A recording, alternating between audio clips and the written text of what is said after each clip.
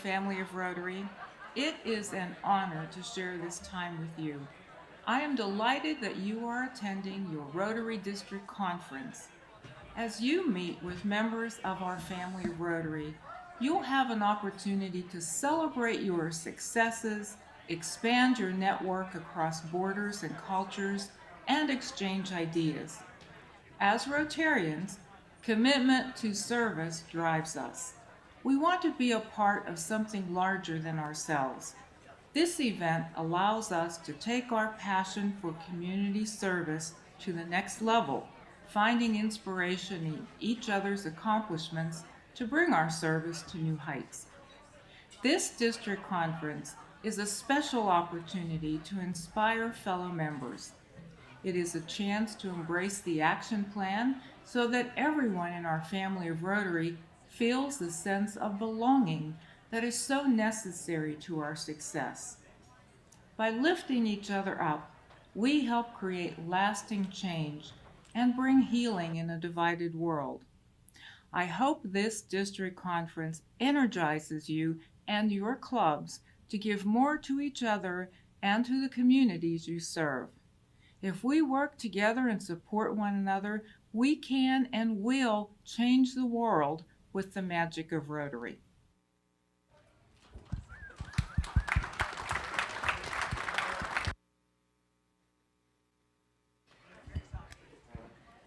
Welcome back, everyone.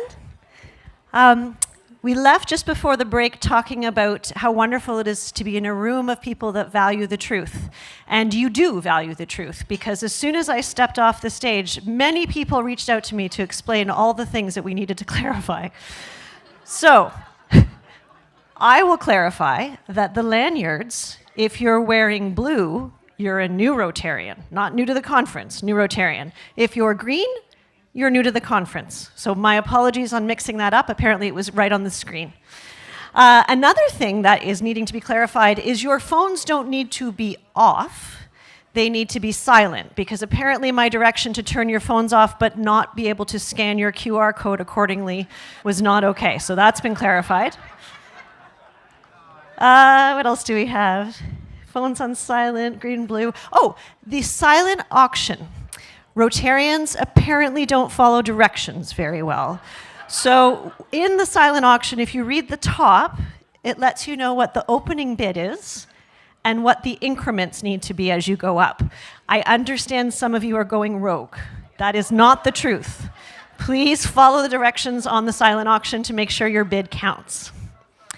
And then the very last piece that I wanted to make sure I clarified, I understand that there was a miss on the club celebrations list. St. Mary's is also celebrating their 100th anniversary this year.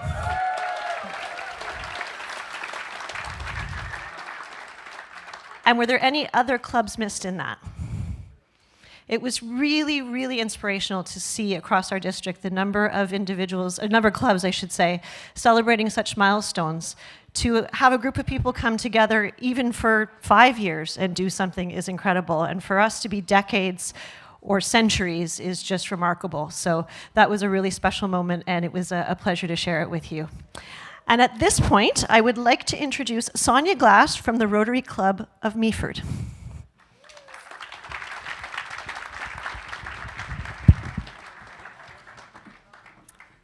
Thank you. It is my great pleasure to introduce our Rotary Presidential Representative for this weekend, Professor Dr. Geetha Yaraham.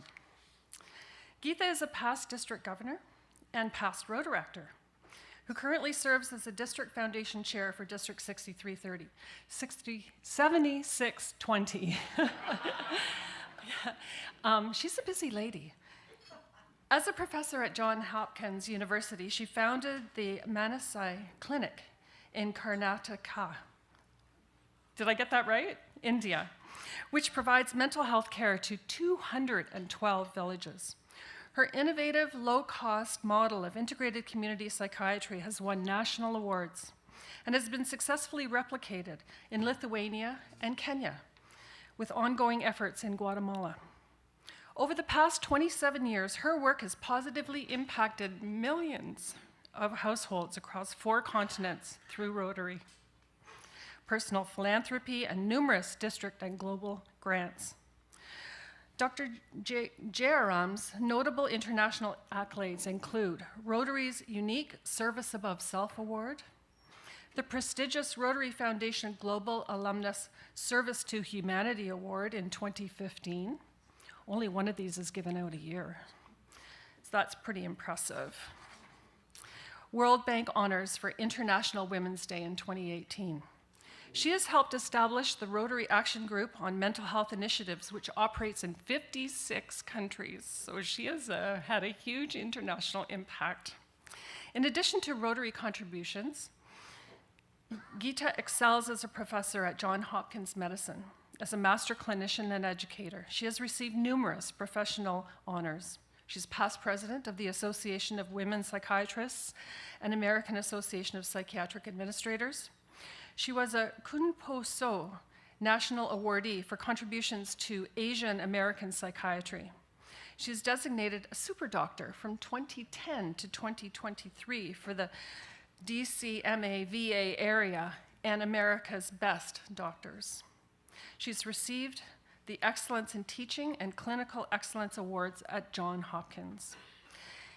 As an invited speaker, presidential representatives and trainers across the US, Asia, and Europe, she has addressed incoming district governors, zone institutes, regional Rotary gatherings, and several district conferences.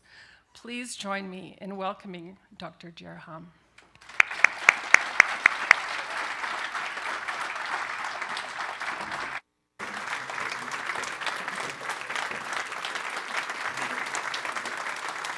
Thank you.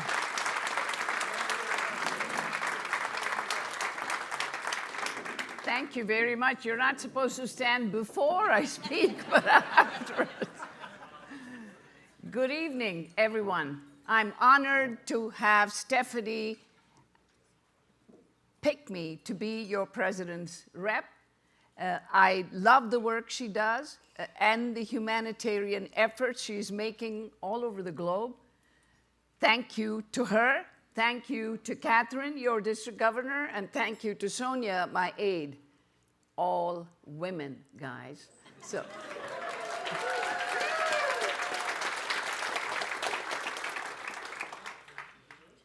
I first want you to see the life of a woman called Radha before I begin to talk. బాగా ఇస్తావు కొనుక్కోయి ఇప్పుడు ఇట్లనే ఉండవు కదా తీసుకొని చూడి రేపేమన్నా అట్లే అయితే రేపు ఇడిచిడి మన్నాడు తీసుకో అవతల మన్నాడు అట్లే అయితే ఇడిచేసి ఒక్కొక్కటే తిను ఒక 5 కిలోలు ట్రై చేసి చూడి ಒಂದ್ ದಿವಸ ಟ್ರೈ ಮಾಡಿ ಫಸ್ಟ್ ರಾಧಾ ಒಂದ್ ದಿವಸ ಬಿಟ್ಟು ಒಂದ್ ದಿವಸ ತಗೊಂಡು ನೋಡಿ ಎಕ್ಸ್ಟ್ರಾ ಗೊತ್ತಾಯ್ತಾ 2 ಪಿಲ್ಲು ಒಂದ್ ದಿವಸ. So what you saw in the picture is the life of Radha. When I first saw Radha, she was barely out of her teens. This young woman was abandoned by her husband, who took their infant child and disappeared. Radha was in a deep postpartum depression. No one knew what to do to help her. Our trained caseworkers went to her home, brought her to the clinic, and instituted treatment. If we had not treated her, Radha was very close to committing suicide. Since then, we've been through her life travails with Radha. There has been a time when she came close to burning herself, and the neighbors who knew about her troubles rescued her. Repeatedly, she would lose jobs, and her adherence to medications and appointments was poor. The way we solved this problem for her was our community health workers, who are very well trained, would go to visit her, gradually encouraged her to stay on the medicines, and in this video, we are sitting in her tiny one-room house to explain to her how to take her medicines so that she doesn't get sick again. I'll let you know that Radha is still doing well, she's alive, doing well, and she now has a part-time job that supports her. In India, Modi has made a tremendous difference where women like her can get subsidies and our caseworkers have helped her apply for disability so she can get something in the name of income because she has absolutely no one. And I'll come back to that in a second. These are our caseworkers. Our caseworkers are trained both in figuring out if someone is medically and or mentally ill. Their training provides them adequate knowledge to sit down and review signs and symptoms with the people in the clinic and in the community. Over the years, they are the backbone of the success of this project. Within the project, though, there are many other things we've done, but provided them scooters, provided a van to take people to and from the hospital, books, tablets, EKG machines, and the list goes on and on. We conduct village groups where there are focus groups among women who mostly come to these groups to learn. There are women's cooperatives where micro-lending is practiced.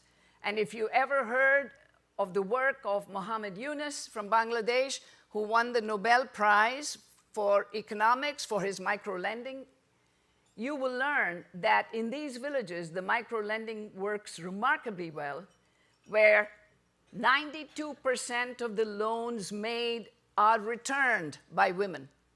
The numbers for men are not that high, but the women are very good because they support one another and they buttress one another's commitment to giving the money back.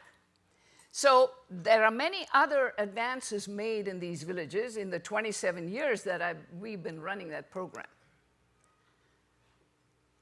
This photo was just taken this past February. You see how year after year after year, these women are so invested. What that means is that they have formed and engaged the relationships within the community so that they can walk into any house and no one will say, "Why are you here?" They now wear the same saris, so everyone knows these are our caseworkers. Women are allowed into homes when the menfolk are away at work much more openly and with trust than would a total stranger walking in there. They live in the villages, they understand the lives of the villagers, and they've grown to be trusted. They're supervised, taught, and they've become role models for the community. That doesn't happen by itself. Why am I bringing this up? Not to boast about this program, maybe just a little bit, but there are many others who play a role in keeping this going. The local physicians, community medicine doctors, those who are working as resident medical doctors in the villages, students, nurses, everybody rotates through this clinic. They all are amazed at the commitment that we have, but more, they learn a huge amount in terms of taking care of these patients about integrated care. Now think about the care in this country and in the US. You may be a little bit ahead of us. We can't get an appointment for weeks if you want to go see somebody. You may have the money, but the insurance that's accepted at a clinic that may be the closest one to you doesn't work for your care. If you have Medicaid, you can go only to certain clinics where certain physicians accept your Medicaid. Think about it. How many obstacles there are to obtain medical care and the obstacles there are for other things, transportation, access to a computer, access to the internet. We all act like everyone's got 5 mobile phones and 5 computers in their home. Think again. We're talking about low and middle income countries. There may not even be a single computer in the house, and if there is one, even in inner city Baltimore, the mother may need it for her work, especially during COVID. It was a nightmare. Children need to do their lessons online. They can't get to the computer if there's only one. In the villages, they don't have computers in every home, nor do they have television.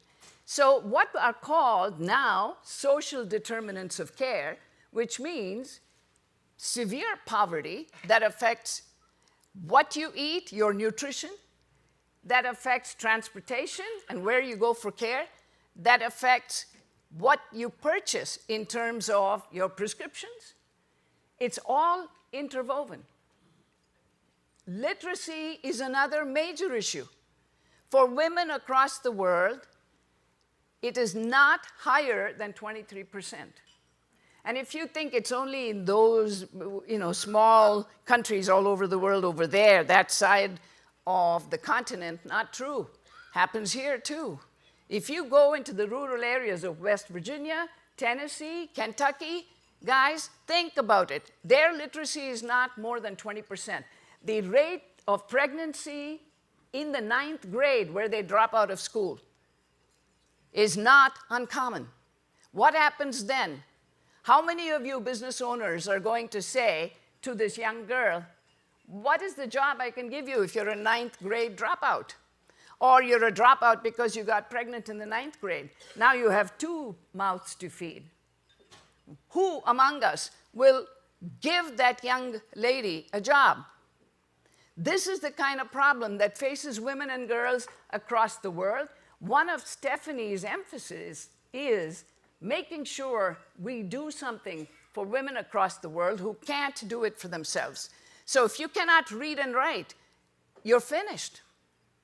On the other hand, there's very positive research that documents if a mother has at least a high school level of education and can read and write, she will make sure that her children finish school. She will make sure that they get the polio vaccine. And she will make sure they understand what is good water and sanitation, what is good hand washing, because we've actually documented that through studies. So Rotary, you see, has a fantastic focus on areas of focus because they're all interrelated. If you start with the women and educate them, then the rest will follow. It didn't happen with just the village folk. It also happened because there were other Rotarians, and these are Rotarians from Midtown Bangalore who've been working with us for a quarter century. It didn't happen without their interest and their amazement at how much we can do in those villages. They own it now. They take control of this. They're supporting it. Now, Jay, my husband, and I were supporting it for a long time, but now they support it, and of course, we go and visit the villages every year. Some of the members of Midtown Rotary, who are IT geniuses, one man helped us actually get our database together for that, and if I have a moment, I can tell you about it. I always forget to thank my husband, so I'm showing you this picture.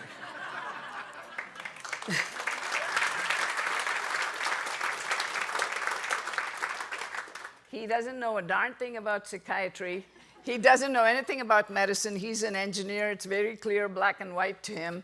But he will wait like this patiently in the village while we finish our evaluations and our tasks. And without him, I don't think I'd have come this far. He's the one who runs around asking his friends for donations to give the women scooters to ride around. He's the one who got us our first van for this clinic, which took the caseworkers around. And I proposed to them that we should get them a bus, but they were against it. That's another story. Don't ask me why, but they were. So every country, every background of your clubs, every community requires what we're now talking about as the Rotary Action Plan. What does that mean? You need to be able to understand what your community is. And you don't do that by looking inward, you do that by looking outward. You go and figure out who the stakeholders are in your community, what other nonprofits are there, who else is willing to lend you a hand, and how you can increase your impact by engaging others who are similar-minded. Now, in our district, for district grants, I always said, if you're a tiny club and you can't give much, join hands with other clubs. The more you join hands, the larger the amount will be that we award to you, So you can then do a bigger grant and you have a bigger impact. Part of the action plan is to study your community, know your community, engage others, including engaging your village people, engaging your own Rotarians. And I'm not sure people do this as a strategic plan. People don't sit and think, how do we go and do this in our community? I mean, one of the problems we've had in our club in Howard County is that what used to be Ellicott City became Little Korea. It's completely transformed. And Jay and I tried very hard to make an entrance into that community to see if we get someone to engage with us. Language is a big barrier. And no one yet has joined our club. One lady did, and then she left. But what I'm saying is that is part of the action plan. We did work in Kenya. Culturally, they're very, very different. Kenya is almost 50 years behind India. They still are using pit latrines, and they draw water through a bore well that's 30 feet away from the pit latrine. I mean, imagine that. Malaria is rampant. They don't think malaria does something to you once it's in your body. Cerebral malaria destroys your brain. You have no idea that it has happened. I have seen severe cognitive impairment in both elderly people, middle-aged people, and in children due to repeated bouts of malaria. So there are many more problems, environmental problems, as well in Kenya. But 3 of my nurses from Hopkins came with me who were genuinely interested on their own dime, and we did exactly what we did in India. We trained 12 caseworkers who live in the community to screen for and identify common mental disorders. Part of the requisition we had to say we will come is that we need to know who are the key players in the community. The Rotary Club of Bungoma, Magharibi, Jay helped create that club. There's a different time zone, there's a different understanding of time, and there is a different way things play out, and you've got to get to know that, and Jay is very good at that. So we got a club to form. They helped them, and my nurses came with me. We stayed maybe 10 days. I'll tell you, it is gut-wrenching when they hear someone from abroad is coming to see you. We had a line 120 deep at 8 in the morning. And it was very difficult for us. We worked continuously, 5 of us, back to back to back. But we honestly were not done with those 120 at 5-something in the evening. And we had to say, I'm sorry, you got to come back tomorrow. They came back tomorrow. They came back the next day. But the kind of medical issues I saw, it really is gut-wrenching. And I couldn't forget it until we actually brought this global grant to them to help them. Anyway, we did more, way more than that. We got the Ministry of Health to take over the clinic ultimately after 4 years, which is great because we couldn't have funded it for longer. 2 or 3 examples. A 9-year-old girl pregnant in this clinic.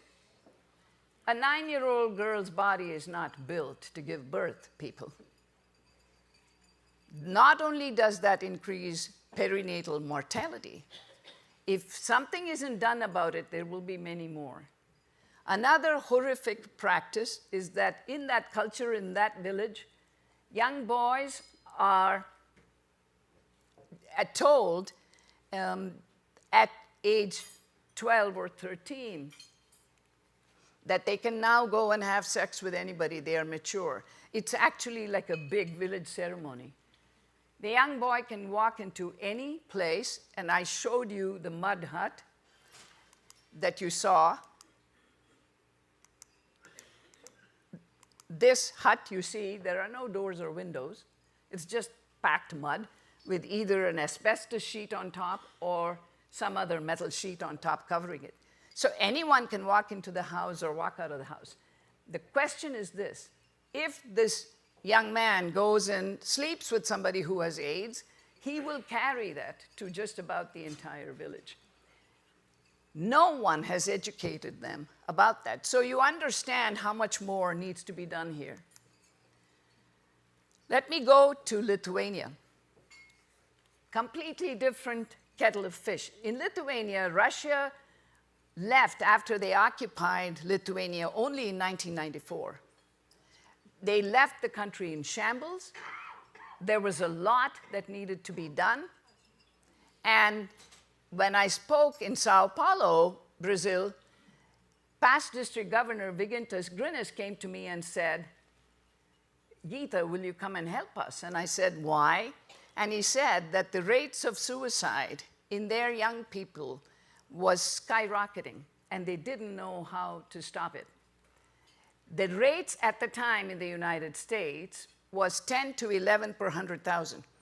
In Lithuania, the rates were, listen to this, 75 per 100,000 in some districts. It was shocking. They were helpless, and they had no idea where to begin. Now, one of the principles of what I do is I tell the Rotarians, identify a well-known academic institution that can help you gather the numbers, review the numbers, work with the data sets. So I went back again and talked to people in the community, talked to the dean of the School of Public Health at Vilnius University, and they were willing to back it. They were extraordinarily courteous, and they were willing to back it.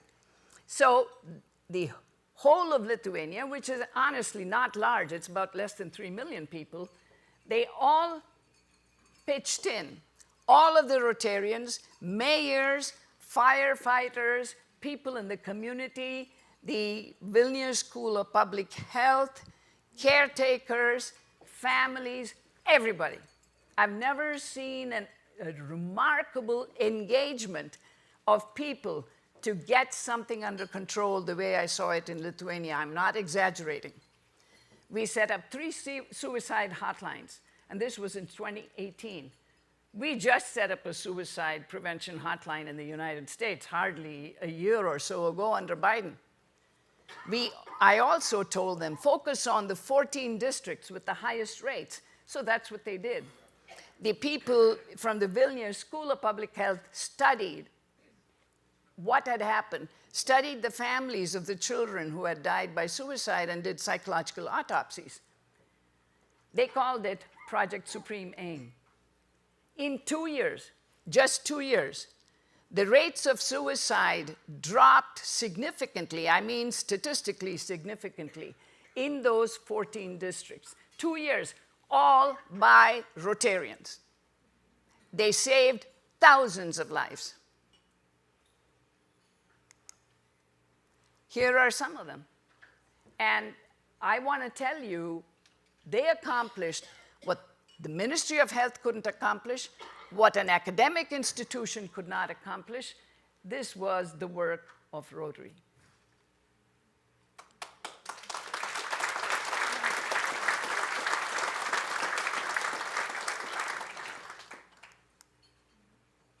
We're now looking at schools in Guatemala. If any of you were at the last international convention, Steve Dudenhofer, who is an American who lived in DC, went to Guatemala and set up boarding schools for both girls and boys. He runs a boarding school called Actenamit that has 1,000 girls in various sites. Steve said to me, Geeta, can you come and help us? Because these girls, many of them are committing suicide. They're dying by suicide at less than age 14. The rates of literacy in both boys and girls, 5%. They also are abused, exploited. You thought it only happened with Boko Haram? Trust me, it's happening here. Several 9-year-olds pregnant, many more girls pregnant between the ages of 10 and 14. How is this economy ever going forward? These children will probably die in childbirth because it's going to be a very high-risk pregnancy. The mothers themselves have had them when they were 14 or 15. Low literacy means they don't understand what's happening to them. So we're working now with this area to create an integrated care clinic. My mentee is from Columbia University. He was from Bogota, Colombia, and Herman is an extraordinary young man who's working with me to set up this program. For lack of time, I won't go into details. But we're doing focus groups, we're doing individual interviews, we're doing teacher interviews, and my work has been presented at the WHO, where they called me to show how our short program and our low-cost model works, and I talked to them on behalf of Rotary International. You all have to think about why you are all in this room. What brings you into this room? And I believe it is something called altruism. You must have heard of people jumping into a burning fire to rescue a child. You must have heard of thousands of firefighters rescuing people after the 9/11 debacle. You must have heard of someone actually saving the life of a child who was drowning, who was a total stranger. What do you think that is? That core truth that we in neuroscience have studied is altruism. Human beings are built, have an inbuilt factor of altruism. That's one. The second thing I want you to know is that neuroscience has taught us that when we do something for somebody else, when we give to someone else, and when we take care of someone else's problem other than our own, you boost 3 neurotransmitters in your brain: dopamine, serotonin, and norepinephrine. Dopamine helps the executive functions of your brain. Serotonin is a mood booster and fights the depressive and lowering of mood done by cortisol, or the stress-related hormone. And norepinephrine, besides being a mood booster, also strengthens the connections in your prefrontal cortex to elevate your mood. So what I want you all to do is, first, congratulate yourself on being a Rotarian, because you are few in this world where everybody's fighting one another, hurling insults. They can't get enough of it. Now, we all have to start a podcast which goes viral that talks about how wonderfully we do for ourselves and others, and how there are good people in this world who are willing to sacrifice sometimes something they absolutely need for somebody else. So your Rotary Action Plan I've talked about here is, if you engage your members, engage your community, do some needs assessment in your community, in a community around or across the globe, you adapt the way you behave, the way you conduct your meetings, the way you conduct not just your Rotary meetings, but the way you use your grants and your global reach to increase your impact. I have met Bill Gates. This man is so unassuming, so down to earth. He has promised for polio, even though it's still there in Pakistan and Afghanistan, he has promised he will continue to support it the way he always has, because he believes Rotary has done far more than any single entity across the globe to get rid of polio.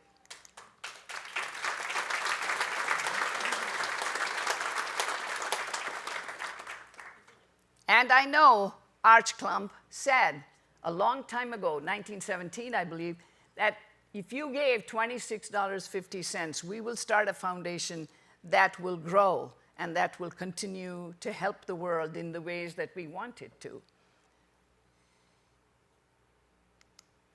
Coming back to Radha,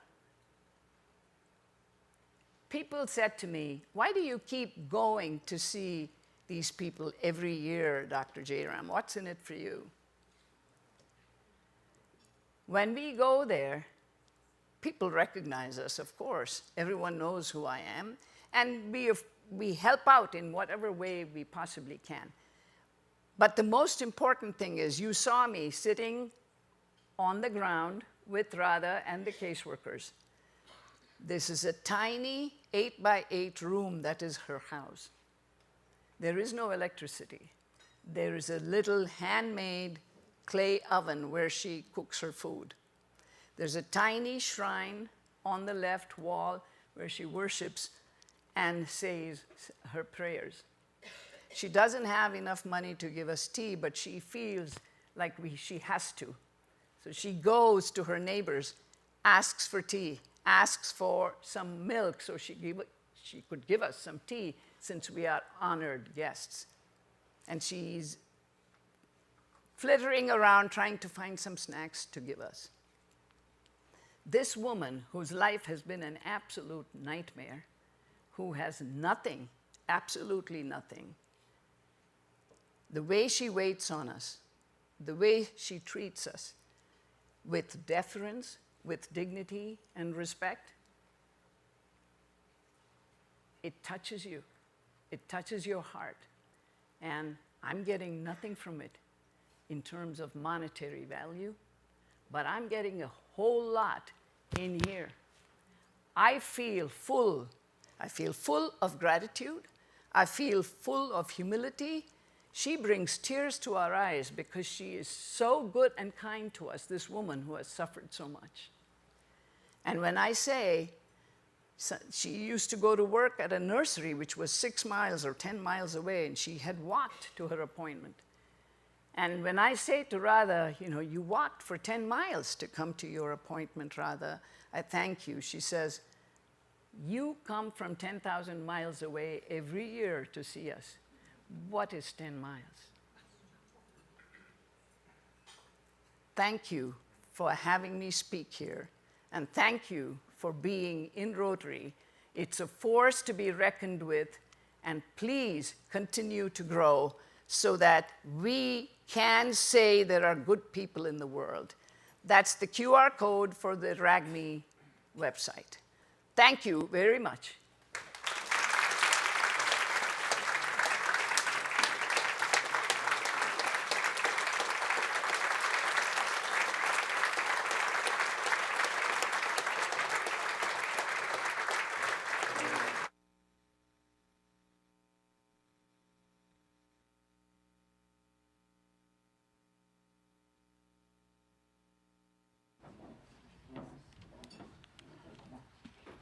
Dr. Jairam, it is my pleasure to thank you on behalf of District 6360 and all the Rotarians here.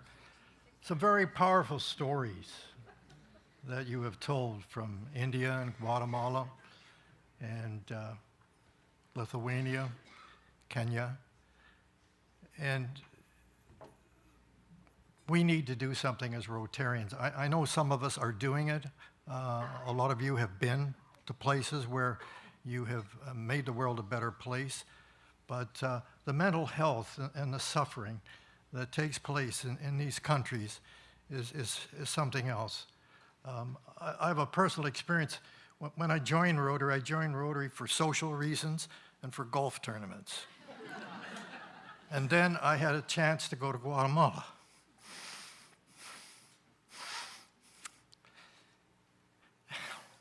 And we built a school.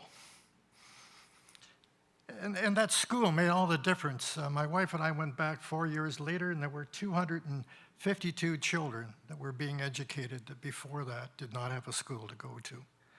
And that's the difference that we can make as Rotarians. And if we can't go there personally, we can give money. We can start with our programs. And Dr. Jairam, it's just wonderful what you've had to say to us, but there's a need there, and I'm just hoping that Rotarians in District 6330 will respond to your request and do some good work, continue with it. You're welcome to contribute to our global grant and accompany us. Oh.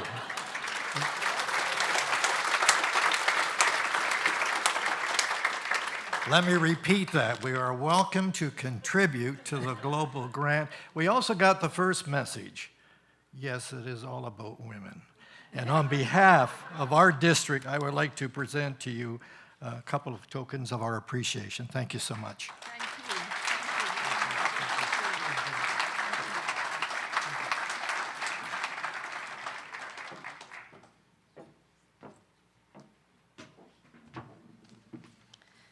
What an absolutely incredible moment of consideration and pause to go into another opportunity for fellowship and to discuss some of the things that we heard about, whether you've had a chance to impact globally personally by travel or whether you have made financial contributions. We are here as a community of fairly local, distributed but local Rotarians who care passionately about our communities clearly, but a reminder of our responsibility to the larger world. So just before we go into our meal, we have a couple more greetings that wanted to be brought. Matthew Ray, our member of provincial parliament, was not able to be here earlier, but has made time out of his evening to join us now. So I'll invite him to the stage.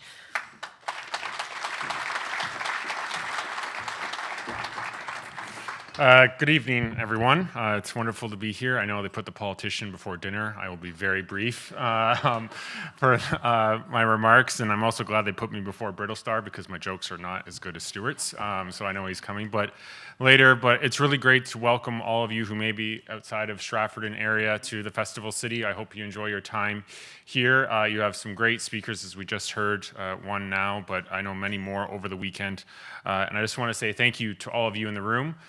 We obviously know and heard recently just now about Rotary's impact across the globe, but I also think about the impact you make in all of your communities across the district here locally. The Rotary is on many buildings in Stratford and has contributed to many organizations year over year and will do into the future. I just want to thank you for your generosity, for putting service above self over and over. I think obviously we need more of that in our world and the challenges we are facing as a country, but it will make us stronger. I know we'll get through all of this because of Rotary and you in the room and those you are representing here this weekend. I wish you all the best for your weekend and look forward to the discussion and fellowship this evening. Thank you.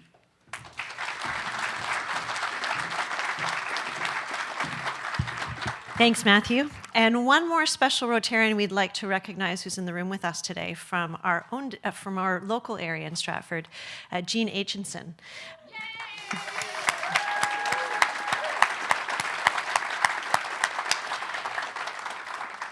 Jean is an Order of Canada recipient and is very, very committed to the global impact that Rotary can have. And just before we invite her up, I'll just read a bit of a bio for you. Jean is devoted to helping those in need. In the mid-1990s, this retired nurse and well-respected member of the Festival City Rotary Club established the Stratford Mission Depot to recycle unused and surplus medicine, medical supplies, and equipment from hospitals and hospices.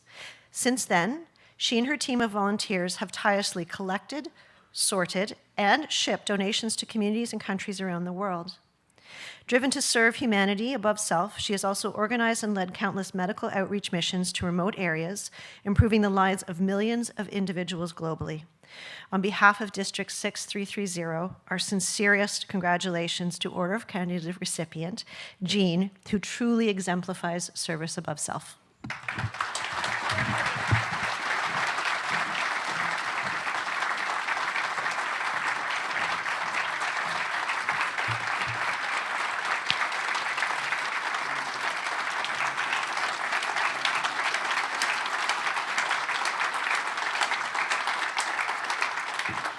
Thank you so much, and it's a huge honor, to be here.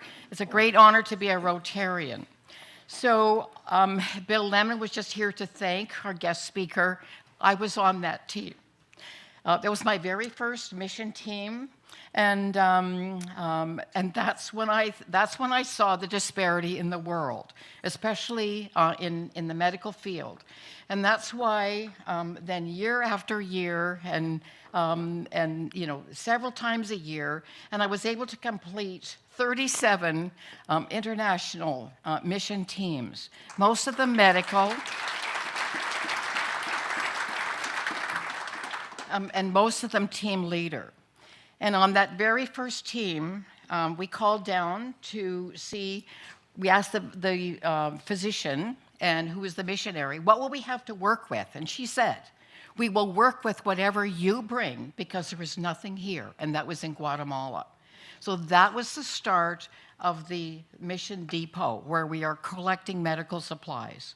And we are still doing that. Just this week, we filled a 16-foot truck to go mostly to Ukraine. We filled another 16-foot truck to go to Cuba. And that continues, you know, week after week.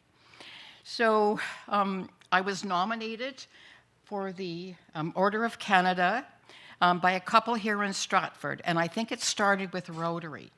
In 2017, I had the incredible, I was just shocked, I could not speak because I was given Rotary's Service Above Self Award, one of 120 that are given across the world in a year, and they gave me one. So I think that started it. There were other things. But in 2022, in October, I got an email from gg.ca, and I knew that was the government, and they said I should call this number on a very important matter within 2 days. Scam. I called the police, I called the MP's office, and they all said it was a scam.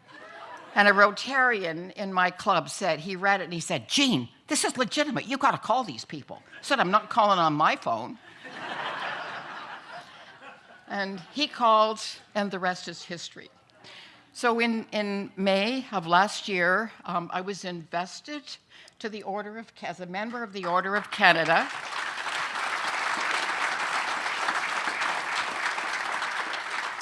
By Governor General Mary Simon at Rideau Hall in Ottawa. And it has my name on it, but it's not mine. It belongs to all of you in this room. There are people in this room that have been on those mission teams. You collect the medical supplies. You take medical supplies when you're going on vacation. So I share this medal with you. And I am going to share it. I'm going to pass it around to all of the tables and stuff. So it's this beautiful, beautiful medal. It has a crown, of course, that represents King Charles because we are a constitutional monarchy. In the center is a beautiful maple leaf. And on the outside, that is the motto of the Order of Canada. It's written in Latin, and it means, they desire a better country. We as Rotarians desire a better country. We desire a better world. We desire a better community. So I'm sharing this with all of you because I appreciate, all of you. Thank you so much for your service above self.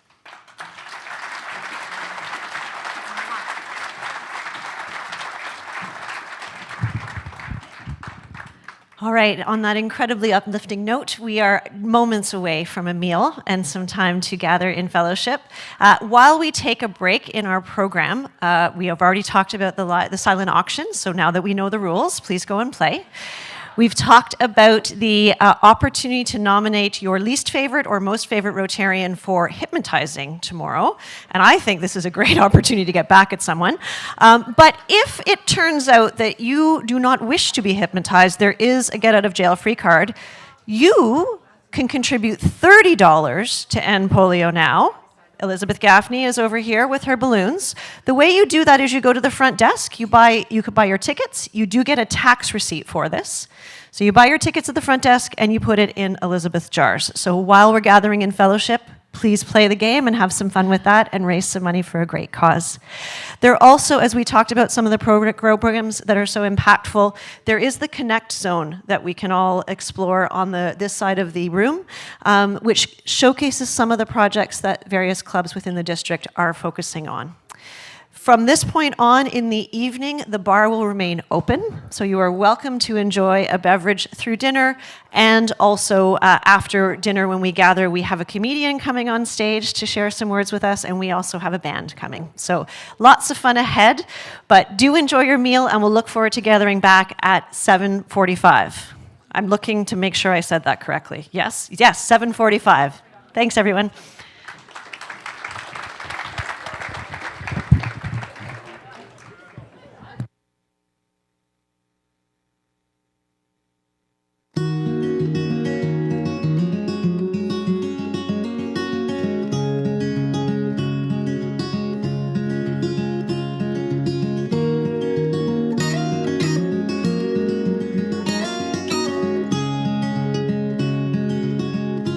In the morning when I wake